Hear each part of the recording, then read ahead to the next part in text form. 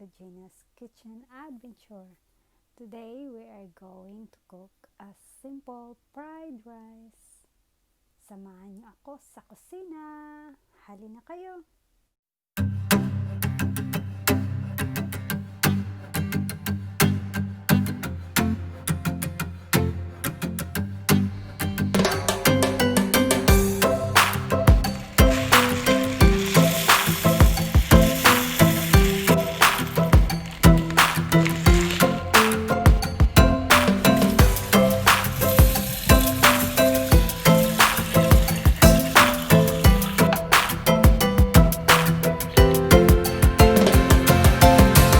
We're going to wash and cook the rice.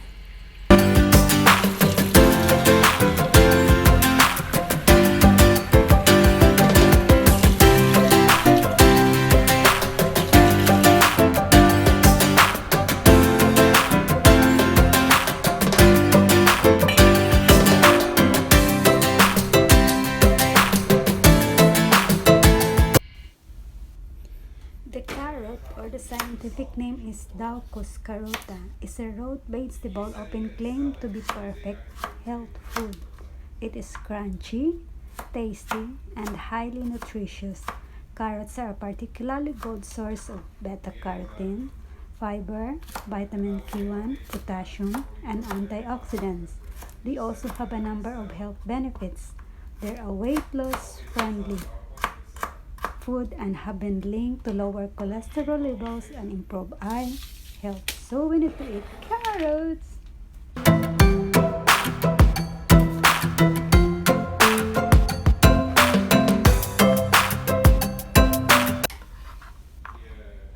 Green beans is a nice and crunchy, low-calorie food, but also they provide many key nutrients. Young tender green beans are a good source of vitamin C, dietary fiber, folate, vitamin K, and silicon, needed for healthy bones, skin, and hair. So, sa mga may nalalagas na mga buhok dyan, kain tayo ng beans!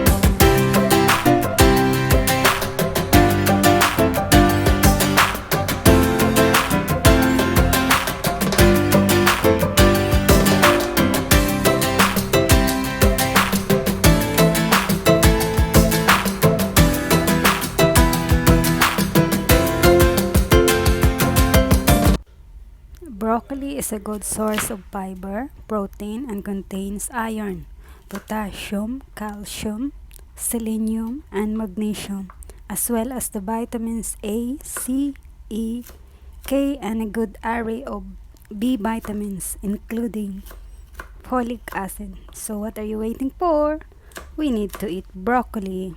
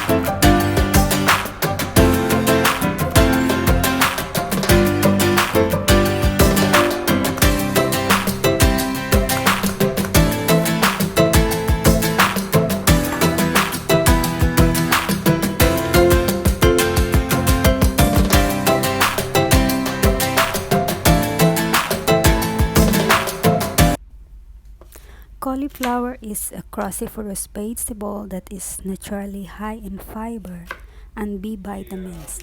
It provides antioxidants and phytonutrients that can protect against cancer. It also contains fiber to enhance weight loss. So, sa gustong magpapayat dyan, please include cauliflower in your diet.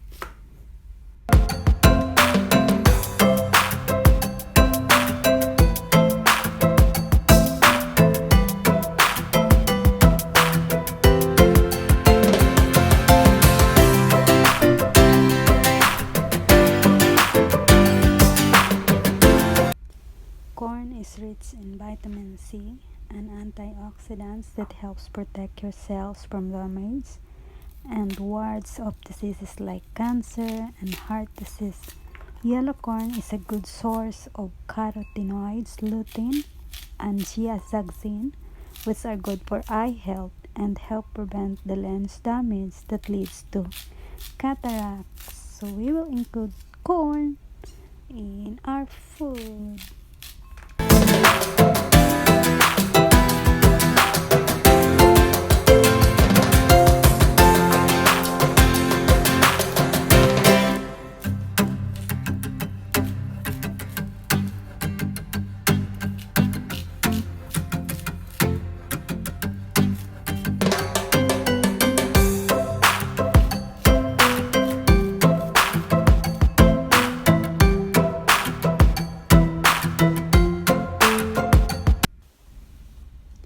Onions are nutrient-dense, meaning they're low in calories but high in vitamins and minerals.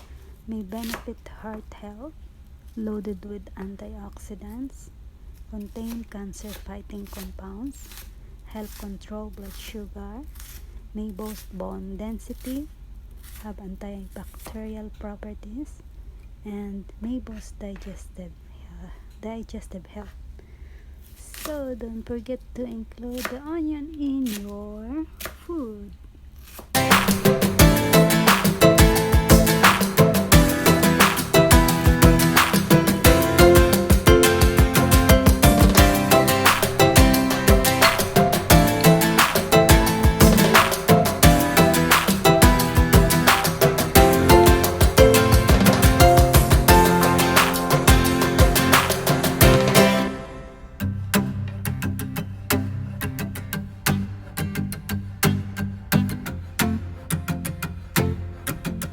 Garlic is highly nutritious but very few calories. Garlic can combat sickness, including the common cold. The active compounds in garlic can reduce blood pressure. Garlic improves cholesterol levels, which may lower the risk of heart disease. So, we will eat also garlic.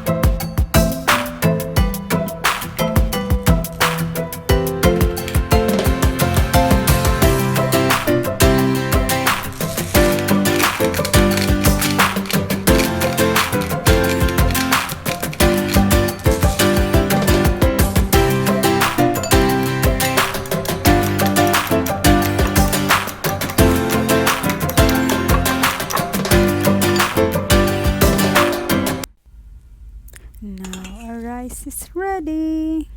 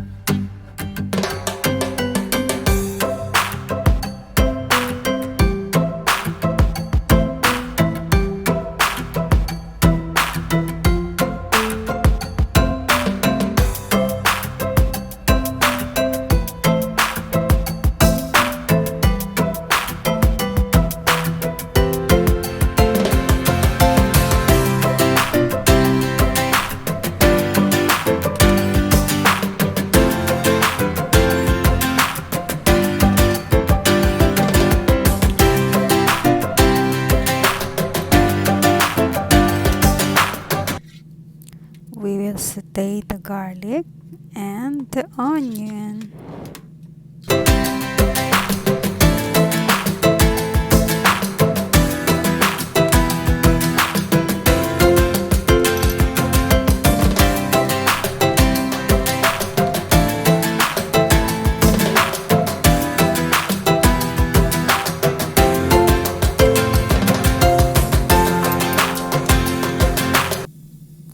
We will add the beans.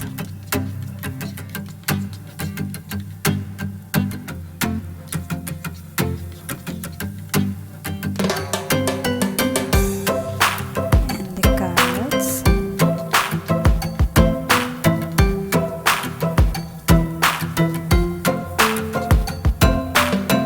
And the sweet corn.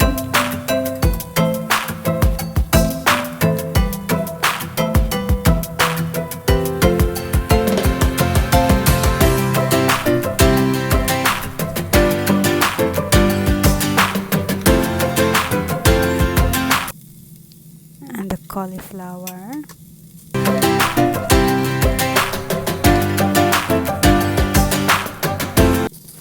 And the broccoli.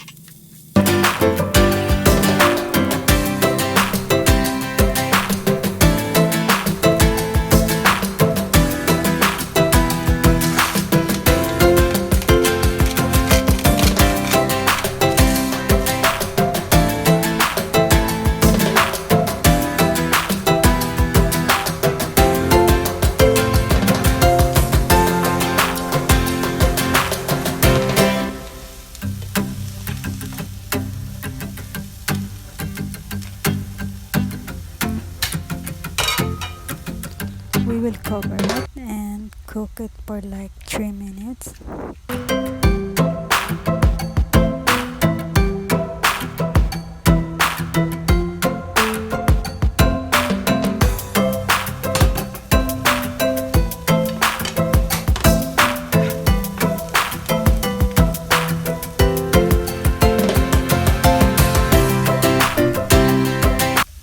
And now we will add our rice.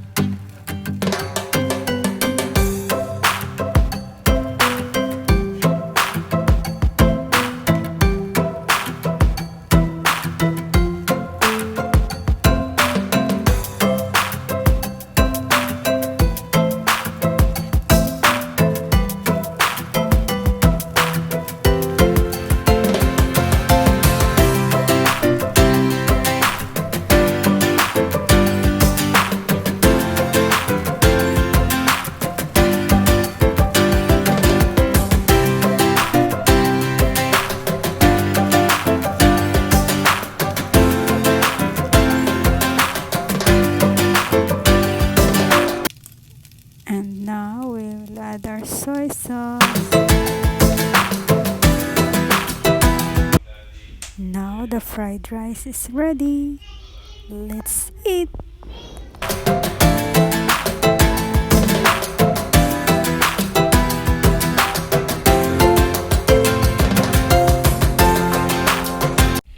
And I'm cooking some breaded chicken too, the partner of our fried rice.